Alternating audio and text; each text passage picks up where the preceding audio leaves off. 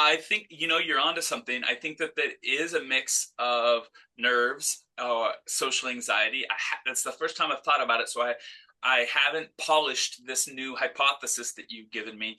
And then it's obviously, they're just naturally funny. I mean, if you live with your grandparents, either your grandma or your grandpa is going to be funny. I feel like everybody over the age of 80, when you quit caring about what everyone else thinks, you start to get funny. And if you live with that person until they pass away, you're bound to get a little bit of that in your genes.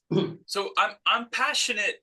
I think I'm passionate right now professionally in talking about two main topics that don't necessarily have to do with making me money, right? Like as a fractional chief marketing officer, talking about intercultural teams and intercultural working and that leadership with that, which is what we're talking about today.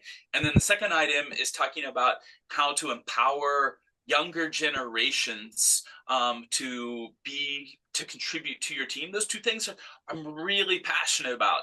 And I think that they overlap, at least in my interest. And I'm currently writing a book that'll be published in the next 2 or 3 months about it. But before I answer your question about what are the kind of the key aspects, I want to say that a lot of things that I'll be speaking to today, Ivan, have to do with a remote team.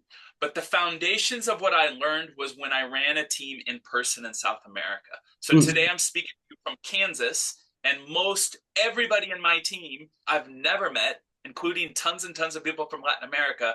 But I learned the principles of how I run my team today from when I started running my company in South America in 2007. So to your question, I think that it's critical that you think about Latinos and lots of other cultures, but Latinos and specifically where I spent the large percentage of my adult life, are relationship driven. And for you to be a good leader, for you to grow a team culture with Latinos and to be relationship driven, it has to have a unique mix of trust and also a little bit of sense of humor, right? Like you have to understand the culture, but at the same time, they have to trust you and know that they can be safe failing in front of you, because a lot of times they are living that 8 hours that they're at the job to see what the relationship they have with you, either as a boss or as a coworker, or maybe you report to them. That relationship is critical. Yeah, touch is critical, whether it be a hug, whether it be the saludo con a with a big kiss in the morning on the cheeks, in the afternoon when you go home from work. Those are critical. You know, now that I run things remotely, I'm not certain how we compensate for that lack of touch, because I'm a big believer in the book Five Languages of Love, and one of those love language is touch, right? So like it doesn't necessarily have to be love for me to talk to you as a coworker. I don't have to go up and love you in a romantic manner, but touching your back, shaking your hand, when we embrace and we hug on a Friday and I say, hey, go have fun with your family this weekend, and I slap you on your back, that's important.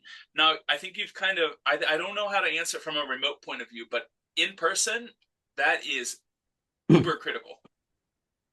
I like this question because it plays to my advantage, or I would even say my superpower. I I know that there's a stereotype, and anyone will tell you this if they're being honest. There's a stereotype that Latinos are less committed, less driven, and if they feel comfortable around you, they'll say lazy. Now, I disagree with that, at least from a team culture, from a work culture. And it has to do with the way that you recruit people before. I would say that there's the same percentage of A players in every single country and every single culture in the world. Now, if you as a boss or a recruiter or HR or CEO don't know how to recruit A players, whether it be in Peru, Mexico, Chile, Costa Rica, Uruguay, well, then that's your fault, and that's to play to my advantage. So I disagree with that stereotype. Now, you just have to know how to motivate people. And if you are a leader and that sounds, oh, why do I have to learn how to do that? Well, then, I mean, man, like, if you don't have to worry, if you don't think about how to motivate your team, then maybe you shouldn't be in your role, because motivation is critical, right? Like sometimes you just need to get out of the way and let your team lead. At least that's the way that I believe good leaders will do it. So For me, it's critical to the filtering process to find the A players, and then a mentoring ship. And that mentorship goes back to the very first question you asked me, which are what are the key components. And I think that has to do with the personal relationship. We're going to see a common theme, Yvonne, from personal relationship, trust, sense of humor, embracing touch, and then all the way down to the way that you mentor that person up to the leader that you want them to be.